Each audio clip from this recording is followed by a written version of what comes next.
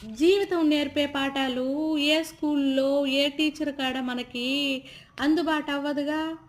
నా ప్రయోగంలో ఏది గూడా నేను ట్రై చేసి తర్వాతే నేను చేయాలనుకుంటా. ఎందుకంటే, మనం ప్రయోగం చేసినప్పుడు దాంట్లో ప్లస్‌లు, మైనస్‌లు మనకి తెలుస్తాయిగా.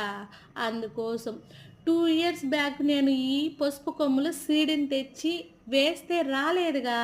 వాటిని డస్ట్‌లో పడేస్తే ఆ చెత్తలో నాకు సీడ్ ప్లాంట్ అయ్యింది. దాన్ని సెపరేట్‌గా వేసినానుగా.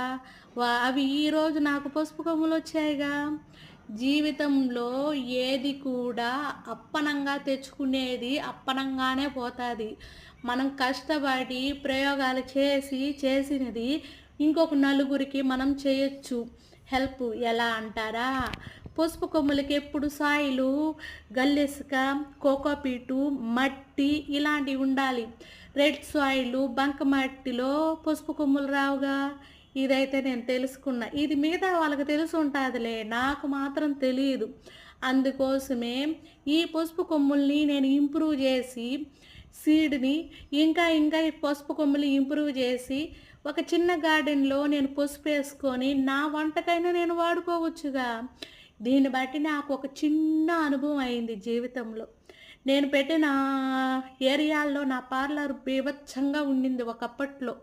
అప్పుడున్నప్పుడు నాకు కాలేజీస్‌కి, హాస్టల్స్‌కి పోయి చేసేదానికి ఆఫర్స్ చాలా వచ్చాయి. మనకు సెల్ఫ్ రెస్పెక్ట్ ఎక్కువగా చేయనని చెప్పా.